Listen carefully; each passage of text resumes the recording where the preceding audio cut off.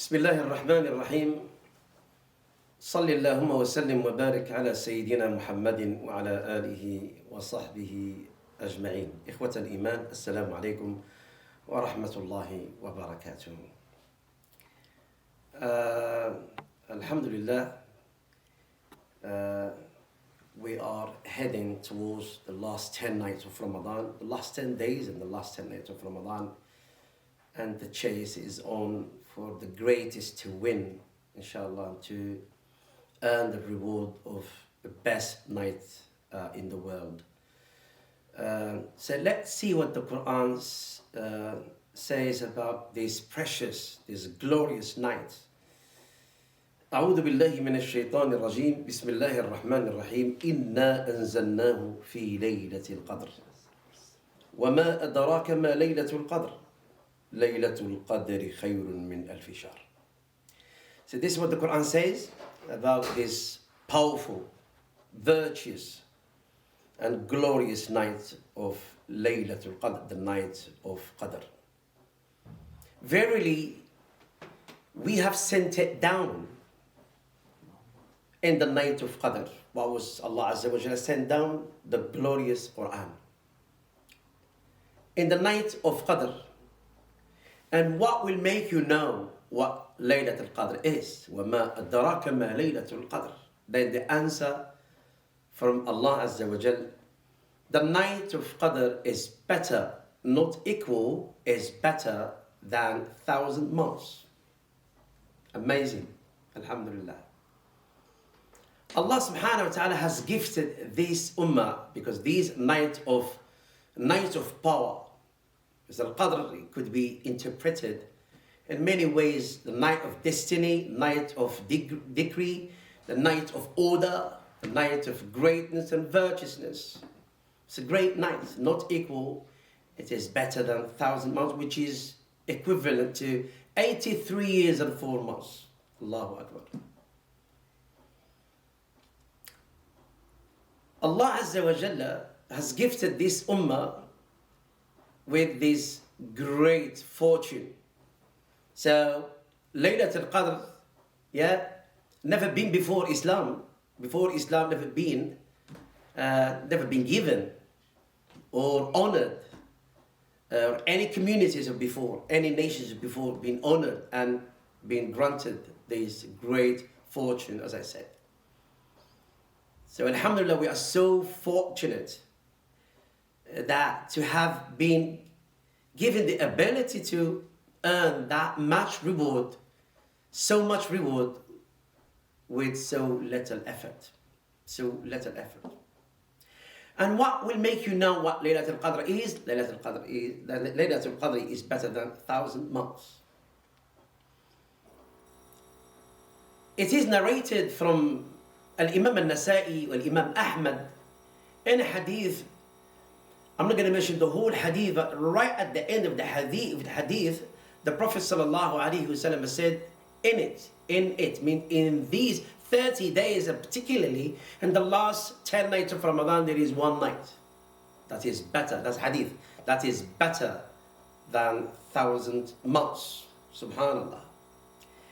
And the Prophet here in this hadith said, whoever is deprived of its goodness, the goodness of mercy, the goodness of benevolence, the goodness of forgiveness, the goodness of reward, then he is deprived. Means he is indeed a deprived person. He's miserable. He's a big loser.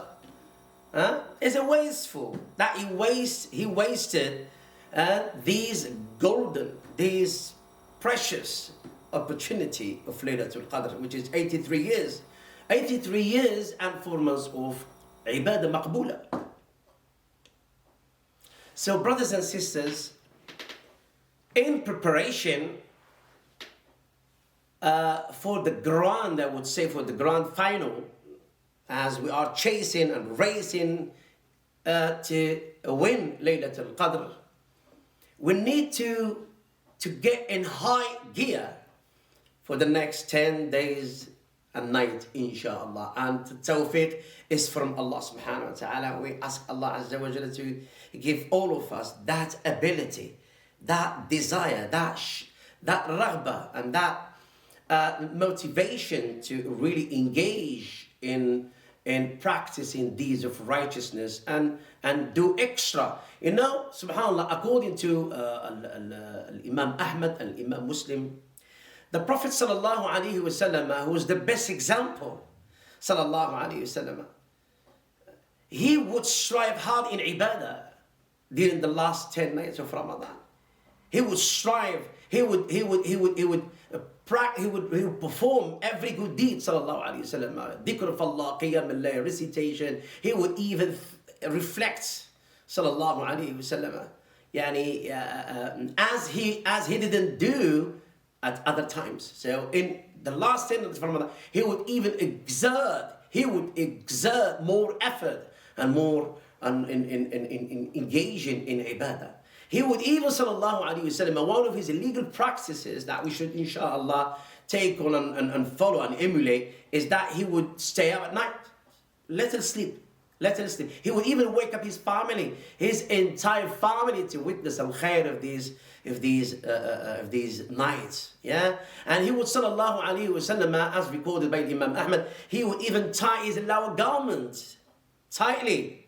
He would stay away from his wives. There is no maladat dunya. There is no worldly pleasures. Now is the time to really get closer and draw closer to Allah subhanahu wa ta'ala with intense ibadah and worship of Allah subhanahu wa ta'ala. So ikhwani, we want to do the same. We're not going to do the same. We're not going to do the same as the Prophet sallallahu alaihi wasallam. But at least we do as much as we can, inshallah, bi'idhnillah. You know, time is of the essence, and every minute, every instant, every moment counts. Every moment counts. We need to maximize according to our ability. لا يكلف الله نفسا إلا وسعها. We need to schedule our and actually set, like arrange a time, yeah, that little time for rest, that little for eat, that little for qiyam, that for ibad. We need to maximize in a different gear and high gear, inshallah, to show to Allah Azza wa Jalla we are serious about winning the reward of Laylatul Qadr, because Allah Azza wa Jalla is the one who's going to give that, not anybody else. So we need to maximize our ibadah, recitation of the Quran, and of course making dua. I'm going to speak about that later on, inshallah. And we need also to engage in the dhikr of Allah Azza wa Jalla. And also when we read Quran, need to ponder and reflect on the verses, not just a passing by recitation. We need to reflect. Yeah? If we lose this opportunity, brothers and sisters, yeah? If we lose this opportunity, now we get the next opportunity next year, yeah?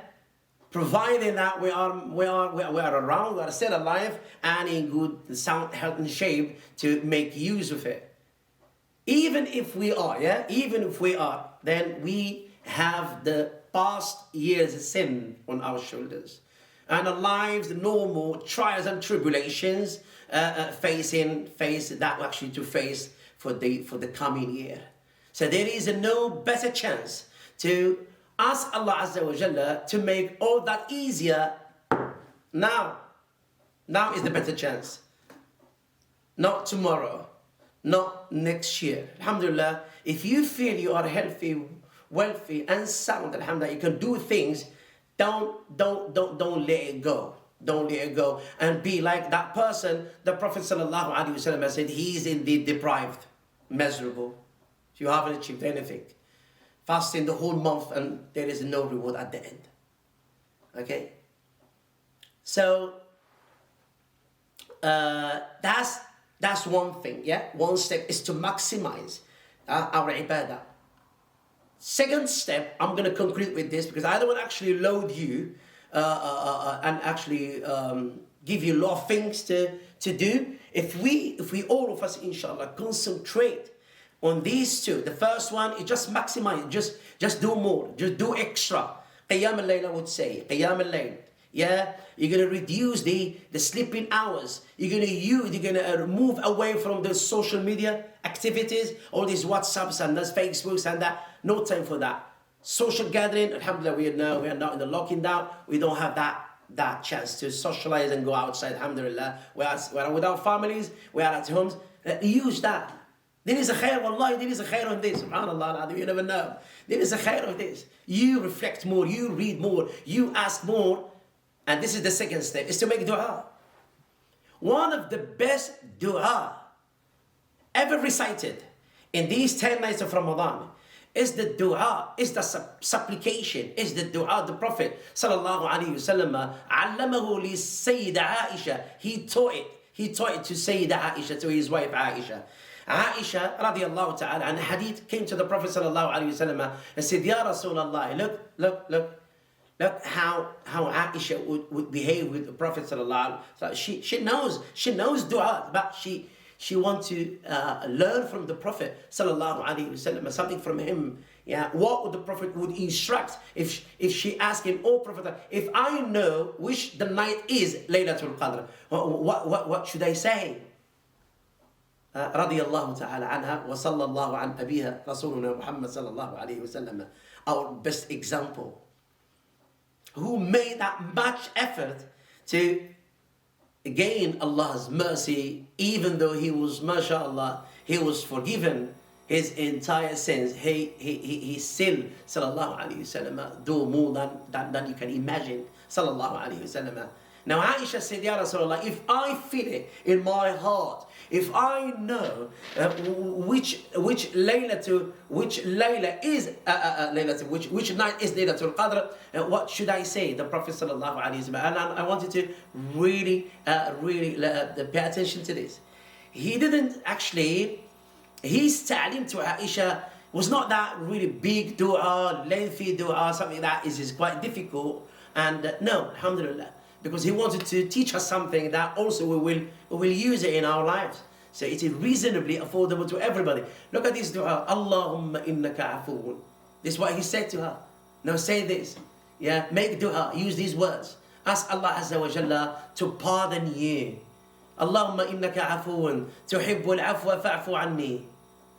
Allahu Akbar. The Prophet knows better than us. Very simple. Maybe one line of words, but mashallah, everything is there. Oh Allah, you are pardoning. Some of the translation goes into, oh Allah, you are all forgiven. I think here afu is not maghfirah. Maghfirah is something else. Afu is different. Afu is pardoning. You're gonna erase and erase and expiate and remove them. And actually take them from your files. There will be nothing there. Allah will forgive you entirely. There is no trace of sins in your register, in your files. So, oh Allah, you are all pardoning. You love to pardon. Pardon me. Subhanallah. Pardon me. And finally, brothers and sisters, as we make dua, we should, inshallah, all of us, open our heart for others. Do not just make dua for yourself, yeah? Please make dua for your brothers and sisters, your wife, your parents, if you are married, of course, your kids, your children, your neighbors, your community. Yeah, make dua for your friends, make dua for everybody, make dua for the whole community, make dua for the whole world. Why not just widen that scope and just make dua? Make dua, especially those Muslims who are now under suffering, torture, and under a lot of difficulties and problems. Make dua to everybody. Oh Allah, filana jamia, all of us, inshallah, bi'inillah. And remember this, I'd like to finish with it, remember this. The Prophet sallallahu alaihi wasallam said in a hadith, the dua, the supplication that get the quickest answer is the dua made by one Muslim for another in his absence. So we ask Allah Azza wa Jalla to make us all, inshallah, aware that life is coming to an end and we don't know who will be from among the living next year. So let's seize the opportunity now and ask Allah Azza wa Jalla to make all of us, inshallah, from among those going to win, those going to get the reward of the glorious night of Laylatul Qadr. Assalamu alaikum wa rahmatullahi wa barakatuhu.